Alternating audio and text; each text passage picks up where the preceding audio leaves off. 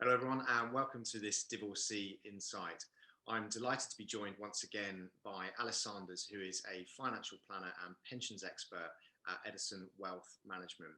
Now today Alice is going to be helping us to understand how to plan for the good decisions, not necessarily the quick one, when dealing with finances generally, but especially for those who've been through a divorce and have an entirely new set of financial circumstances.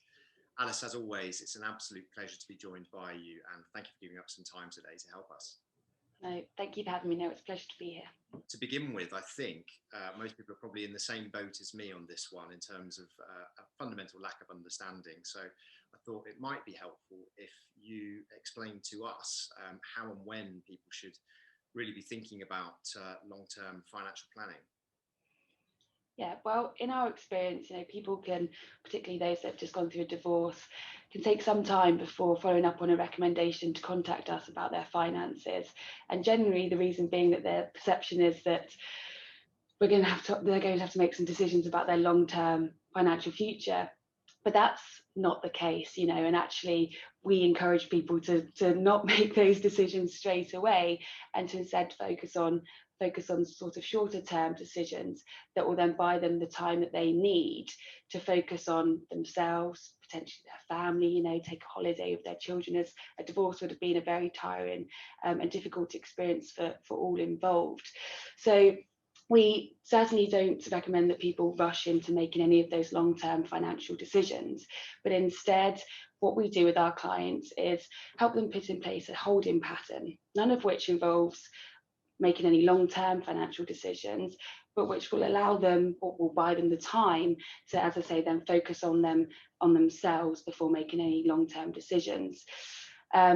What we try to do is break it down to 4 key areas and some practical, hopefully easy to implement steps that will then, as I say, buy them the time that they need, safe in the knowledge that they've done at least the minimum, so that they can then go away, focus on themselves, focus on their family, and come back to the long-term decisions when they're ready.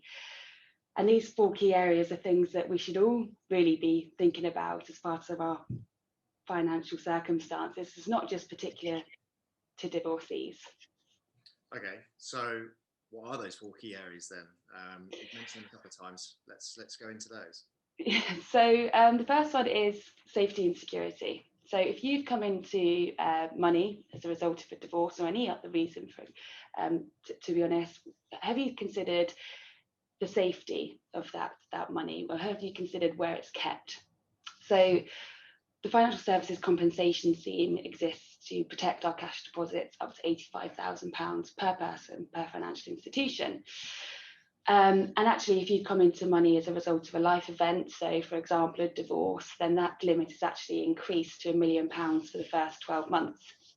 But beyond that, give some thought to where you're keeping this cash if you perhaps need to draw on it in the short term. And we think the National Savings and Investments accounts are a great place to start. So if you're not familiar with National Savings and Investments, they are an executive agency of the Treasury, and they guarantee 100% security of your capital. They can be opened online. You can access the money at any point. Unfortunately, gone are the days where they used to offer a very nice interest rate.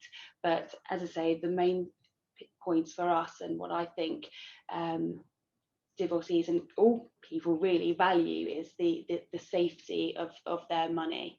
So as I say, we think that National Savings and Investments are a great place to start if you're in a position where you have a cash lump sum. So safety and security, then what comes next? So the next one is risk. So if you've been awarded investments as a result of your divorce, potentially as part of a pension sharing order, do you understand how those investments are, or the risk on those investments? So do you understand how they're invested? For example, you may have received a pension which is predominantly invested in company shares. These are considered riskier. They can go up and down in value by a lot and quite often. So would you feel comfortable with that? And is it suitable for your circumstances? So if you're somebody who isn't close to the minimum pension age, which is currently age 55, and this might not be a concern for you. But if you're nearing retirement, or you're going to be reliant upon that investment or that pension to support your expenditure, then just have a check to see if you know how it's invested. And if you don't think it's suitable, then you need to look at how you can make any changes. So we've got Sorry. safety and security, risk, and then Allowances. Allowances. Okay, right. Allowances is the next one. And this is a bit of a bit of housekeeping, which on the face of it, you might think, it's not really doing much. But if you can get into a good habit of using these allowances each year, it can be really tax efficient in the long run. And by allowances, I mean your sort of tax allowances. So things like ISAs, JISAs for your children, possibly pension contributions, and also your capital gains tax annual allowance. As I say, on the face of it, it doesn't seem like these are great things to be doing in priority straight away. But actually, if you can get into a good habit of maximising them where possible each year, it can be really tax efficient in the long run for you. And then number 4 then? Number 4, and so finally, and probably most importantly, is spending. And most people would have gone through a budgeting exercise as a result of their divorce. But have you really challenged that? Do you know whether that is a reasonable spending budget? Is that going to be sustainable for you?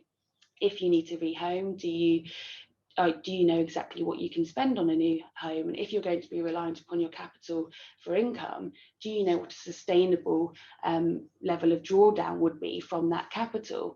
And this is really important because moving home is an expensive experience, and so you don't want to be doing it more often than is necessary. And if you get into a habit early on, soon after your divorce, of spending more than is sustainable, it's really difficult to change those habits later on in life. So a cash flow modelling exercise can answer these questions and set you sort of on the road soon after your divorce, safe in the knowledge that you've got those answers. Helpful stuff. So we've got safety and security, risk, allowances, and spending. Yes. To me, it sounds like those are sort of umbrella terms for essentially taking control of your finances. Something that we promote heavily within divorce, with either the spouse who is more, usually in marriages, there's one who's more financially savvy than the other one, who's greater with the ability to take control of the finances. And then there's the other one who's not so savvy. So in both situations, there's a need to take control, certainly after the divorce, because it's an entirely new set of financial circumstances, as I said at the outset. So things have changed completely. And it's about putting in place that planning, isn't it? Yeah. And it's about feeling confident in those decisions that you're making, and as we said, you don't want to be rushing into any of those decisions. You want to know that you're making good decisions.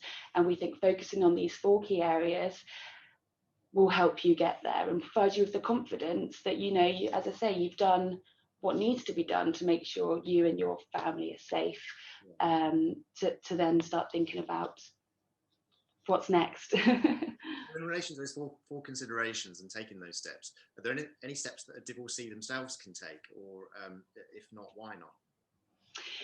Yeah, so I think certainly a few of them, they could. There's no reason why, they couldn't open a national savings and investments account themselves, or contribute to ISAs and JISAs for their children potentially.